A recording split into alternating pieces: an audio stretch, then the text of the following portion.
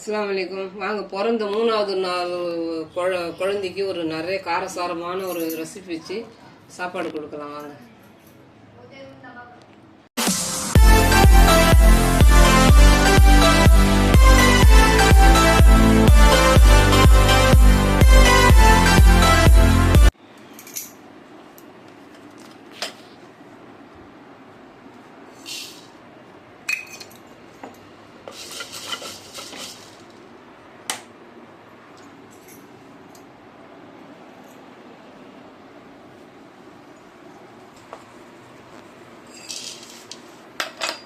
ஒரு ஸ்பூன் மிளகு, 3 ஸ்பூன் தனியா, 1 ஸ்பூன் சோம்பு,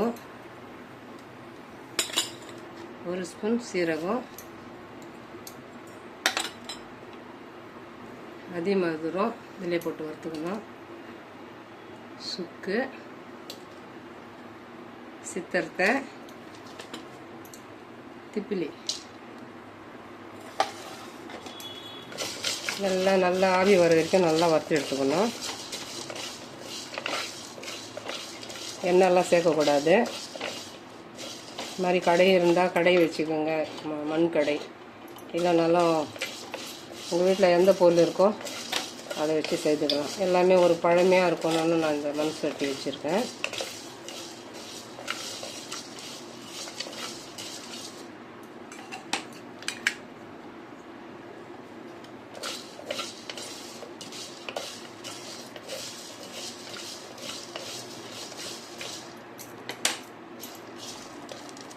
நல்லா சூடு ஏறணும்.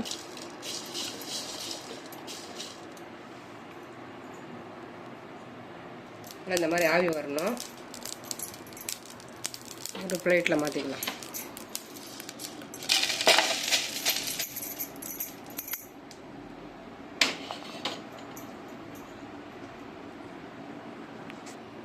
ஒரு பெரிய பூண்டு, ஒரு பெருசு, ஒரு 3 பூண்டு கூட சேர்த்துக்கலாம்.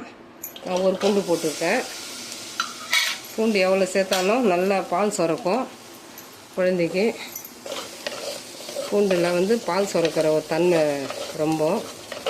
தாய்க்கு பூண்டு நிறைய சேர்த்து கொடுக்கறதுனால அந்த குழந்தைக்கு நல்லா பால் வரும். இலவும் கருவேப்பிலை இந்த மாதிரி இலசாக இருக்கணும். இந்த கருவேப்பிலையும் இந்த மாதிரி இந்த காம்போடு போட்டுருக்கோம்.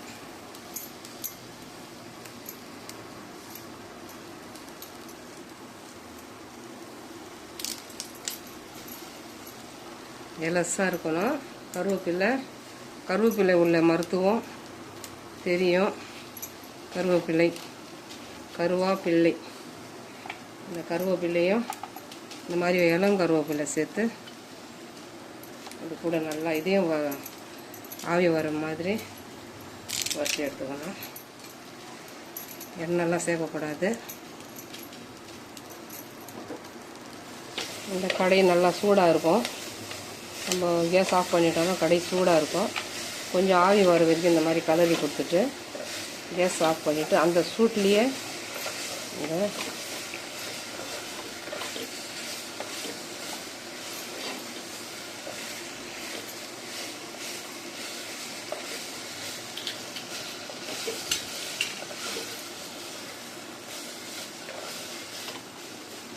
கேஸ் ஆஃப் பண்ணிவிட்டு இது அப்படியே ஆறட்டும்.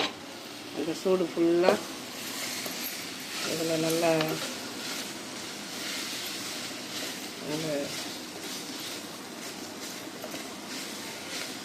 இந்த பதத்துக்கு வந்துடும். அப்படி இருக்கட்டும். அப்படியே கடையிலே ஆறட்டும்.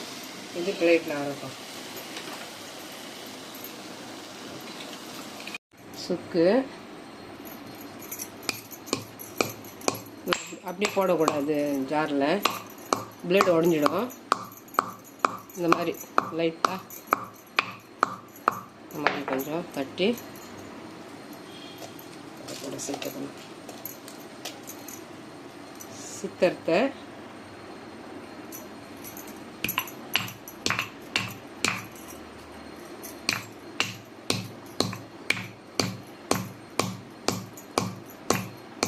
போன ஜெனரேஷன் உடைய மருந்து இதெல்லாம் இன்னும் போக போக இது எதுன்னு யாருக்குமே ஒரு ஞாபகம் வராதுன்னு தான் நினைக்கிறேன்னா. அந்த அளவுக்கு மறந்துடுவாங்க. நல்லா ஒரு யூஸ்ஃபுல்லாக இருக்கணும்னு பார்த்து எல்லாமே போடுறேன். கண்டிப்பாக அதெல்லாம் ஃபாலோ பண்ணுங்க.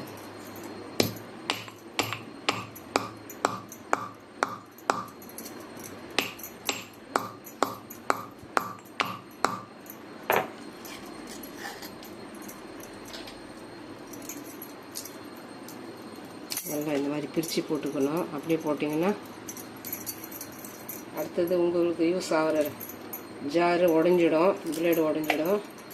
அதனால் அதை கொஞ்சம் பார்த்துக்குங்க. நல்லா இந்த மாதிரி பீஸாக முடிஞ்ச அளவுக்கு எடுத்துக்கோங்க.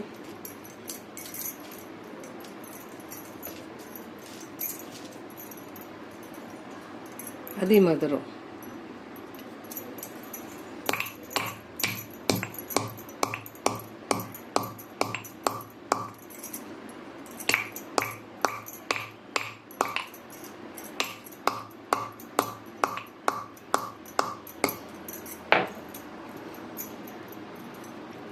அப்படியே குச்சி இது அதே மாதிரம் இந்த மாதிரி நம்ம வசம்பெல்லாம் வருது இல்லையா, அந்த மாதிரி ஒரு குச்சி இதையும் இதே மாதிரி. சாதாரணமாகவே நம்மளுக்கு சளி பிடிச்சிக்கிச்சுன்னா இந்த மாதிரி இதெல்லாம் வச்சு ஒரு மருத்துவம் நிறைந்த ஒரு குழம்பு செய்து சாப்பிட்டிங்கன்னா இந்த சளியெல்லாம் இருக்கிற இடம் தெரியாத போயிடும்.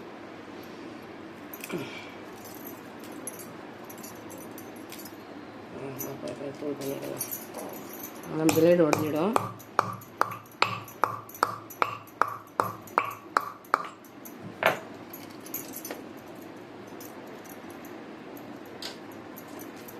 இந்த மாதிரி நல்லா பஞ்சாக வர மாதிரி பீஸாக வரணும். அந்த அளவுக்கு நீங்கள் ப்ரெஷர் கொடுத்து நல்லா தட்டி எடுத்துக்கணும். அப்போ தான் அந்த மாதிரி வரும். இதை கொஞ்சம் ஃபுல்லாக ஜாரில் போட்டு பவுடராக அரைக்கணும். கொஞ்சமாக திப்பியாக இருந்தால் தாய்க்கு ஆகாது. அதனால் நல்லா பவுடராக அரைக்கணும். நீங்கள் எல்லாமே நிறைய செய்கிற மாதிரியாக இருந்துச்சுன்னா அந்த பிரசவம் ஆகிட்டு 3ஆம் நாள் கொடுக்கணும் இந்த குழம்பு. இது வந்து ஒரு 21 நாள் கொடுக்கணும். அந்த 21 நாளைக்கு எவ்வளோ தேவைப்படுமோ அவ்வளோ ரெடி பண்ணி இந்த பொருள் வச்சு ரெடி பண்ணி மிஷினில் அரைச்சி வாங்கிக்கோங்க. மிஷினில் அரைச்சிங்கன்னா நல்லா பவுடராக அரைச்சி கொடுத்துருவாங்க. நம்மளுக்கு பயம் கிடையாது. நான் வீடியோக்காக நான் ஜாரில் அரைச்சி காமிக்கிறேன். இதை தான் ப்ராசஸ். இந்த மாதிரி நம்ம பவுடராக அரைச்சி எடுத்துட்டு இந்த வெங்காயம், இந்த கருவேப்பிலை, இந்த பூண்டெல்லாம் நம்ம நார்மலாக நம்ம ஜாரில் அரைச்சி இந்த பவுட்ரு அதில் ஆட் பண்ணி நம்ம குழம்பா செய்துக்கலாம். ஆனால் இப்போ நான் வீடியோக்காக நான் கையாலேயே செய்கிறேன். நீங்கள் மிஷினில் அரைச்சி எடுத்துக்கிட்டிங்கன்னா நல்லா பவுடராக வந்துடும். தாய்க்கு கொஞ்சமும் ஏதாவது ஒரு சின்ன ஒரு மிஸ்டேக் ஆனால் கூட வயிறு வலிக்கும், குழந்தைக்கு வயிறு வலிக்கும், தாய்க்கு வயிற்றுப்போக்கு இருக்கும். இதெல்லாம் கொஞ்சம் ரொம்ப கேர்ஃபுல்லாக பார்த்துக்கணும். நாட்டு மருந்து இது பக்குவமாக ஹேண்டில் பண்ணணும். இல்லைன்னா பிரச்சனை ஆகிடும்.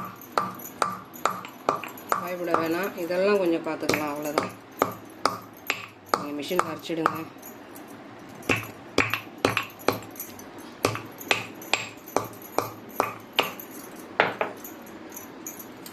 இப்போ நம்ம எந்த அளவுக்கு வேலை இருக்குது, நம்ம மிஷினில் கொடுத்தீங்கன்னா ஈஸியாக அரைச்சி கொடுத்துருவாங்க.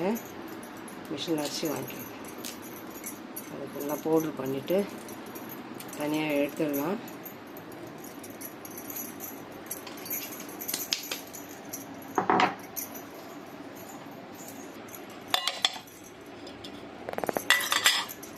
நல்லா பவுட்ரு ஆகிடுச்சு. இந்த டெய்லி செய்கிறதா இருந்தால் இந்த மாதிரி நம்ம கொஞ்சம் டைம் எக்ஸ்ட்ரா ஆகும். ஒரு டைம் எல்லாமே வறுத்துக்குங்க. இந்த போட்ட பொருள் இது ஒரு டைம் நான் இது ஒரு குழம்பு வைக்க போகிறேன். நீங்கள் டெய்லி எவ்வளோ குழம்பு வைக்க வேணுமோ அந்த அளவுக்கு ஒரு பொருளாக சேர்த்து அப்படியே எல்லாமே வறுத்து மிஷினில் அரைச்சி எடுத்துக்கோங்க. இதுவே ஜாரில் கருவேப்பிலை, கொழுந்து, சின்ன வெங்காயம் இதையும் நல்லா பேஸ்ட்டாக அரைச்சி எடுத்துக்கலாம். இந்த பூண்டு வந்து நீங்கள் டெய்லி செய்கிறீங்க இல்லையா, குழந்தைய இந்த மாதிரி மருத்துவ குழம்பு, பூண்டு நல்லா ஒரு கிலோ பூண்டு உரிச்சிங்கனாலும் நல்லா இந்த மாதிரி இந்த அதனுடைய மேல் உள்ள தோலெல்லாம் வரும்.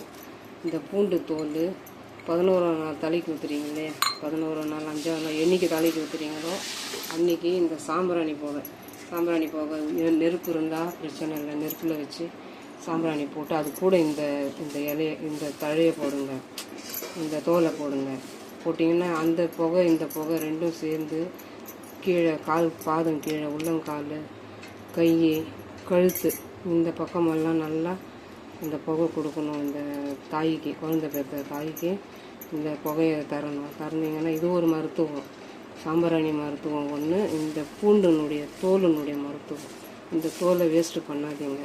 குழந்தை பிறந்துச்சுன்னா கண்டிப்பாக பூண்டு நிறைய யூஸ் பண்ணுவீங்க. அந்த ஸ்டேஜில் இந்த தோலெல்லாம் சேர்த்து வச்சு தலைக்கு ஊற்றுற அன்றைக்கி இந்த புகையை கண்டிப்பாக போடுங்க. இது ரொம்ப ரொம்ப ஒரு மருத்துவம். இதையும் வாஷ் பண்ணிக்கோங்க. இந்த மாதிரி இதோட மெலிசாக இருந்தாலும் இன்னும் நல்லாயிருக்கும்.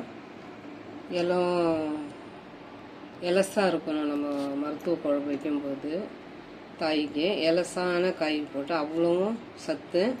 எலசான காய், முருங்கைக்காய், இந்த மாதிரி அவரைக்காய், இதெல்லாம் பாருங்கள் எவ்வளோ எலசா போய் தேடி பார்த்து வாங்கிட்டு வந்திருக்கேன். எலசான காய் போட்டு தான் இந்த குழம்பு வைக்கணும். இந்த மாதிரி இந்த நாரே இருக்கக்கூடாது.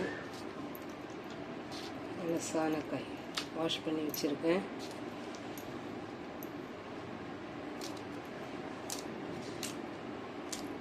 அவரைக்காய், முருங்கைக்காய் ரொம்ப ரொம்ப ஒரு மருத்துவம் நிறைந்ததுன்னா ரொம்ப வேறு லெவல் மருத்துவம். இது ரெண்டும் எலசான காய் வச்சு தாய்க்கு இந்த மாதிரி ஒரு ரெசிபி வச்சு கொடுக்கணும்.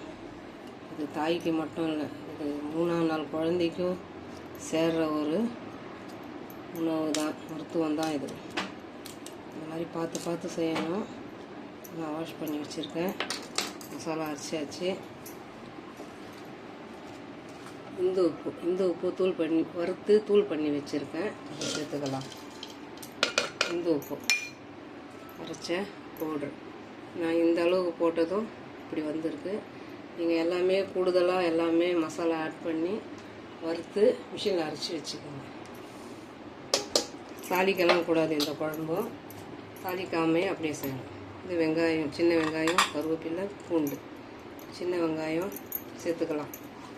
சின்ன வெங்காயம் அதுவும் ஒரு மருத்துவம்.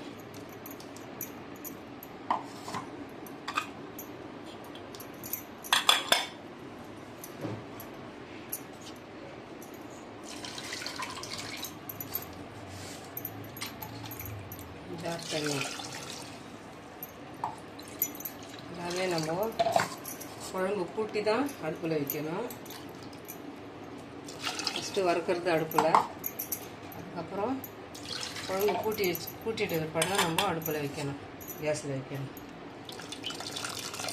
இந்த அளவுக்கு ஒரு ப்ராசஸ் இது கரெக்டாக பண்ணணும். மிளகாலாம் எதுவும் சேர்க்கக்கூடாது. இதில் உள்ள காரம்தான். நம்ம மிளகு, தனியா, இந்த காரம்தான் இந்த குழம்புக்கு. அந்த காரம் தூக்குதலாக இருக்கும். அதனால் சின்ன வெங்காயம் சேர்த்துக்கணும்.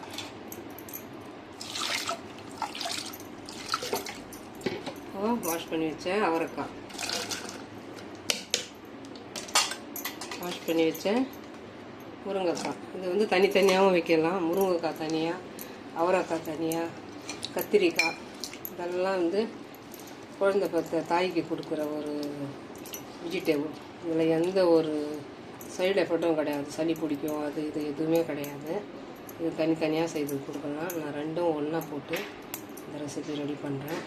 இதை அப்படியே எடுத்து கேஸில் வச்சிடலாம். இப்போலாம்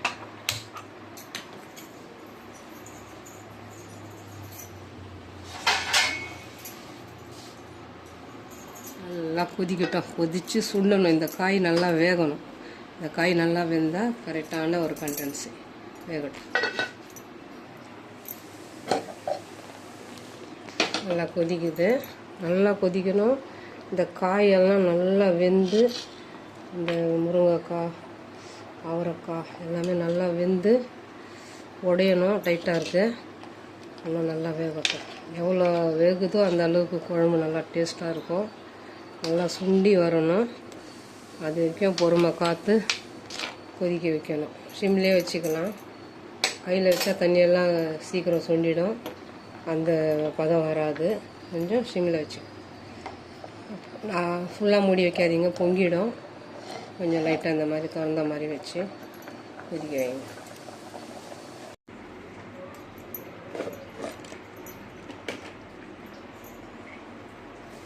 நல்லா கொதிக்குது. நல்லா இந்த மாதிரி கொதித்து இந்த மாதிரி மேலாடை வரணும். அப்போ தான் அந்த குழம்பு நல்லா அந்த ஒரு டேஸ்ட்டு தரும். இதுதான் மருத்துவம் நிறைந்த ஒரு மருத்துவ குழம்பு, மருந்து குழம்பு. கேஸ் ஆஃப் பண்ணிவிட்டு சர்வ் பண்ணிடலாம். நான் கொஞ்சம் நல்லெண்ணெய் சேர்த்துக்க போகிறேன். ஆனால் நல்லெண்ணெய் தாய்க்கு சேர்த்து தரக்கூடாது. சாப்பிடும்போது நம்ம கொஞ்சம் நல்லெண்ணெய் சேர்த்து சாப்பிட்டுக்கலாம். இப்போ கேஸ் ஆஃப் பண்ணிடலாம். அவ்வளோதாங்க. மருத்துவம் நிறைந்த ரொம்ப மருத்துவம் நிறைந்த ஒரு குழந்தை பிறந்த தாய்க்கு ஒரு மருத்துவம் நிறைந்த குழம்பு ரெடி பண்ணியாச்சு. இந்த குழம்பு தாய்க்கு மட்டும் இல்லை, குழந்தைக்கும் ஒரு 3வது நாள் இந்த மாதிரி ஒரு குழம்பு நம்ம குழந்தைக்கு பால் மூலியமாக சேருதுன்னா எவ்வளோ பெரிய விஷயம்.